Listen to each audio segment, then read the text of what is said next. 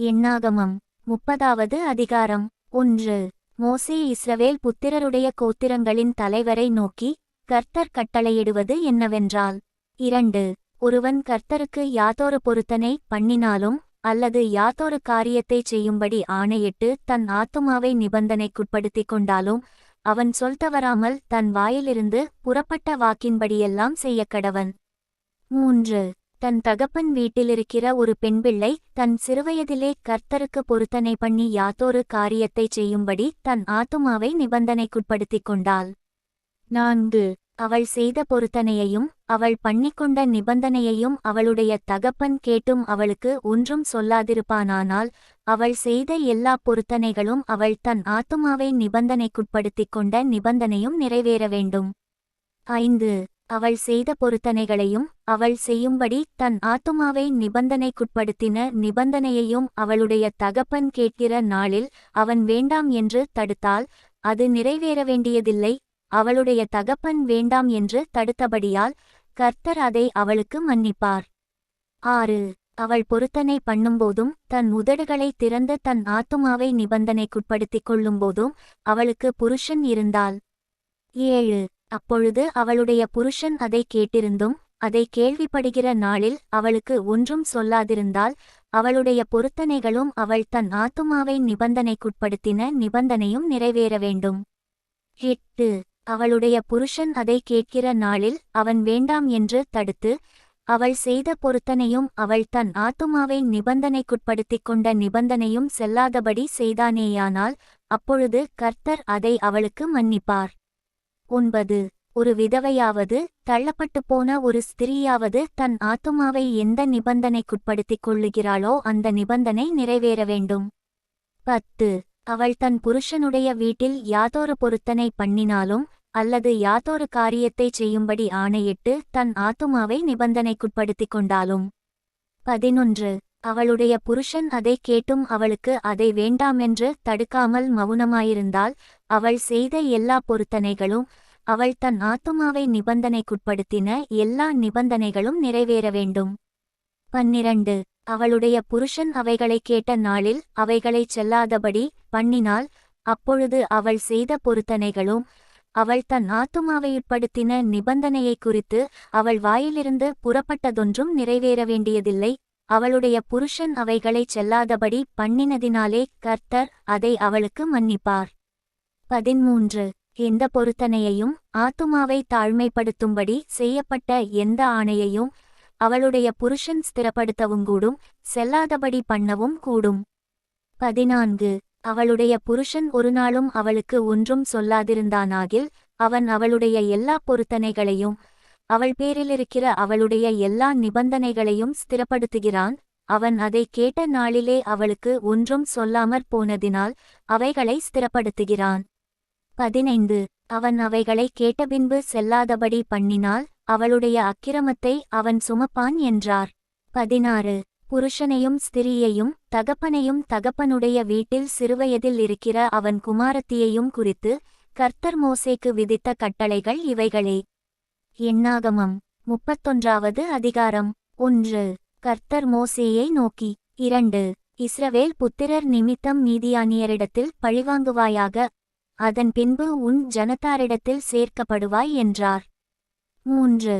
அப்பொழுது மோசே ஜனங்களை நோக்கி, கர்த்தர் நிமித்தம் மீதியானியரிடத்தில் பழிவாங்கும் பொருட்டு உங்களில் அவர்கள் மேல் யுத்தத்திற்கு போகத்தக்கதாக மனிதரை பிரித்தெடுங்கள்.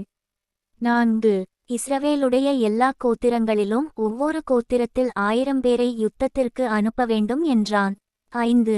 அப்படியே இஸ்ரவேலராகிய அநேகம் ஆயிரங்களில் ஒவ்வொரு கோத்திரத்தில் 1000 பேராக 12000 பேர் யுத்தசன்னத்தராய் நிறுத்தப்பட்டார்கள். 6.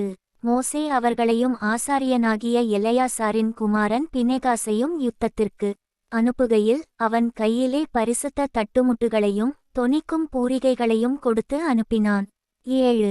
கர்த்தர் மோசேக்கு கட்டளையிட்டபடியே அவர்கள் மீதியானியருடன் யுத்தம் பண்ணி புருஷர்கள் யாவரையும் கொன்று போட்டார்கள். 8. அவர்களை கொன்று போட்டதுமன்றி மீதியானியரின் 5 ராஜாக்களாகிய ஏவி, ரேக்கேம், சூர், ஊர், ரேபா என்பவர்களையும் கொன்று போட்டார்கள். பேயோரின் குமாரனாகிய பிலேயாமையும் பட்டயத்தினாலே கொன்று போட்டார்கள். 9. அன்றியும் இஸ்ரவேல் புத்திரர் மீதியானியரின் ஸ்திரீகளையும் குழந்தைகளையும் சிறைபிடித்து அவர்களுடைய மிருகஜீவன்களாகிய ஆடுமாடுகள் யாவையும் மற்ற ஆஸ்திகள் யாவையும் கொள்ளையிட்டு 10. அவர்கள் குடியிருந்த ஊர்கள் கோட்டைகள் யாவையும் அக்கினியால் சுட்டெரித்து 11. தாங்கள் கொள்ளையிட்ட பொருளையும் தாங்கள் பிடித்த நரஜீவன் மிருகஜீவன் அனைத்தையும் சேர்த்து 12. சிறைப்பிடிக்கப்பட்ட மனிதரையும் மிருகங்களையும் கொள்ளையிட்ட பொருள்களையும் எரிகோவின் அருகேயுள்ள யோர்தானுக்கு இக்கரையில் மோவாபின் சமனான வெளிகளிலுள்ள பாளையத்திலிருந்த மோசேயினிடத்துக்கும் ஆசாரியனாகிய எலெயாசாரினிடத்துக்கும் இஸ்ரவேல் புத்திரராகிய சபையாரிடத்துக்கும் கொண்டு வந்தார்கள். 13. மோசேயும் ஆசாரியனாகிய எலெயாசாரும் சபையின் பிரபுக்கள் எல்லாரும் அவர்களைச் சந்திக்க பாளையத்திற்கு வெளியே புறப்பட்டு போனார்கள். 14. அப்பொழுது மோசே யுத்தத்திலிருந்து வந்த 1000 பேருக்கு தலைவரும் 100 பேருக்கு தலைவருமாகிய சேனாபதிகள் மேல் கோபங்கொண்டு 15.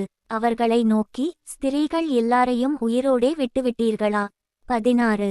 பேயோரின் சங்கதியிலே பிலேயாமின் ஆலோசனையினால் இஸ்ரவேல் புத்திரர் கர்த்தருக்கு விரோதமாய் துரோகம் பண்ண காரணமாயிருந்தவர்கள் இவர்கள்தானே, அதனால் கர்த்தரின் சபையிலே வாதையும் நேரிட்டதே. 17. ஆகையால் குழந்தைகளில் எல்லா ஆண்பிள்ளைகளையும் புருஷ சம்யோகத்தை அறிந்த எல்லா ஸ்திரீகளையும் கொன்று போடுங்கள். 18. ஸ்திரீகளில் புருஷ சம்யோகத்தை அறியாத எல்லா பெண்பிள்ளைகளையும் உங்களுக்காக உயிரோடே வையுங்கள். 19. பின்பு நீங்கள் 7 நாள் பாளையத்திற்கு புறம்பே தங்குங்கள். நரஜீவனை கொன்றவர்களும் வெட்டுண்டவர்களை தொட்டவர்களுமாகிய நீங்கள் யாவரும் 3ஆம் நாளிலும் 7ஆம் நாளிலும் உங்களையும் உங்களால் சிறைப்பிடிக்கப்பட்டவர்களையும் சுத்திகரித்து 20. அந்தப்படியே எல்லா வஸ்திரத்தையும் தோலால் செய்த கருவிகளையும் வெள்ளாட்டுமயிரினால் நெய்தவைகளையும் மரச்சாமான்களையும் சுத்திகரிக்கக் கடவீர்கள் என்றான். 21. ஆசாரியனாகிய எலெயாசாரும் யுத்தத்திற்கு போய் வந்த படைவீரரை நோக்கி, கர்த்தர் மோசேக்கு கட்டளையிட்ட விதிப்பிரமாணம் என்னவென்றால் 22. அக்கினிக்கு நிற்கத்தக்கவைகளாகிய பொன், வெள்ளி, வெண்கலம், இரும்பு, தகரம், ஈயம் ஆகிய இவைகளெல்லாம் சுத்தமாகும்படிக்கு 23. அவைகளை அக்கினியிலே போட்டெடுக்கக் கடவீர்கள். தீட்டுக்கழிக்கும் தண்ணீராலும் அவைகள் சுத்திகரிக்கப்பட வேண்டும். அக்கினிக்கு நிற்கத்தகாதவைகளையெல்லாம் தண்ணீரினால் சுத்தம் பண்ண கடவீர்கள். 24. 7ஆம் நாளில் உங்கள் வஸ்திரங்களை தோய்க்க வேண்டும், அப்பொழுது சுத்தமாயிருப்பீர்கள், பின்பு நீங்கள் பாளையத்திற்குள் வரலாம் என்றான். 25. கர்த்தர் மோசேயை நோக்கி 26. பிடித்துக்கொண்டு வரப்பட்ட மனிதரையும் மிருகங்களையும் நீயும் ஆசாரியனாகிய எலெயாசாரும் சபையினுடைய பிதாக்களாகிய தலைவரும் தொகை பார்த்து 27. கொள்ளையிடப்பட்டதை 2 பங்காக பங்கிட்டு யுத்தத்திற்கு படையெடுத்து போனவர்களுக்கும் சபையனைத்திற்கும் கொடுங்கள். 28. மேலும் யுத்தத்திற்கு போன படைவீரரிடத்தில் கர்த்தருக்காக மனிதரிலும் மாடுகளிலும் கழுதைகளிலும் ஆடுகளிலும் 500ற்கு ஒரு பிராணி வீதமாக பகுதி வாங்கி 29. அவர்களுடைய பாதிப்பங்கில் எடுத்து கர்த்தருக்கு ஏறெடுத்து படைக்கும் படைப்பாக ஆசாரியனாகிய எலெயாசாருக்கு கொடுக்க வேண்டும். 30. இஸ்ரவேல் புத்திரரின் பாதிப்பங்கிலோ மனிதரிலும் மாடுகள் கழுதைகள் ஆடுகளாகிய சகலவித மிருகங்களிலும் 50ற்கு 1 வீதமாய் வாங்கி அவைகளை கர்த்தருடைய வாசஸ்தலத்தின் காவலை காக்கும் லேவியருக்கு கொடுக்க வேண்டும் என்றார். 31. கர்த்தர் மோசேக்கு கட்டளையிட்டபடியே மோசேயும் ஆசாரியனாகிய எலெயாசாரும் செய்தார்கள். 32. படைவீரர் கொள்ளையிட்ட பொருளில் 6,75,000 ஆடுகளும் 33. 72,000 மாடுகளும் 34. 61,000 கழுதைகளும் மீதியாயிருந்தது. 35. புருஷ சம்யோகத்தை அறியாத ஸ்திரீகளில் 32,000 பேர் இருந்தார்கள். 36. யுத்தஞ்செய்ய போனவர்களுக்கு கிடைத்த பாதிப்பங்கின் தொகையாவது ஆடுகள் 3,37,500. 37. இந்த ஆடுகளிலே கர்த்தருக்கு பகுதியாக வந்தது 675. 38. மாடுகள் 36,000, அவைகளில் கர்த்தருக்கு பகுதியாக வந்தது 72. 39. கழுதைகள் 30,500, அவைகளில் கர்த்தருக்கு பகுதியாக வந்தது 61. 40. நரஜீவன்கள் 16,000 பேர், அவர்களில் கர்த்தருக்கு பகுதியாக வந்தவர்கள் 32 பேர். 41. கர்த்தருக்கு ஏறெடுத்து படைக்கும் அந்த பகுதியை மோசே கர்த்தர் தனக்கு கட்டளையிட்டபடியே ஆசாரியனாகிய எலெயாசாரிடத்தில் கொடுத்தான். 42. யுத்தம் பண்ணின பேர்களுக்கும் இஸ்ரவேல் புத்திரருக்கும் மோசே பாதியாக பங்கிட்டதின்படியே சபையாருக்கு வந்த பாதிப்பங்காவது 43. ஆடுகளில் 3,37,500. 44. மாடுகளில் 36,000. 45. கழுதைகளில் 30,500. 46. நரஜீவன்களில் 10,000 பேருமே. 47. இஸ்ரவேல் புத்திரரின் பாதிப்பங்குக்கு வந்த இந்த நரஜீவன்களிலும் மிருகங்களிலும் மோசே 50க்கு 1 வீதமாக எடுத்து அவைகளை கர்த்தர் தனக்கு கட்டளையிட்டபடியே கர்த்தருடைய வாசஸ்தலத்தின் காவலை காக்கிற லேவியருக்கு கொடுத்தான். 48. பின்பு 1000 பேருக்கு தலைவரும் 100 பேருக்கு தலைவருமான சேனாபதிகள் மோசேயினிடத்தில் வந்து 49. உமது ஊழியக்காரராகிய நாங்கள் எங்கள் கையின் கீழிருக்கிற யுத்தமனிதரை தொகை பார்த்தோம், அவர்களுக்குள்ளே ஒரு ஆளும் குறையவில்லை. 50.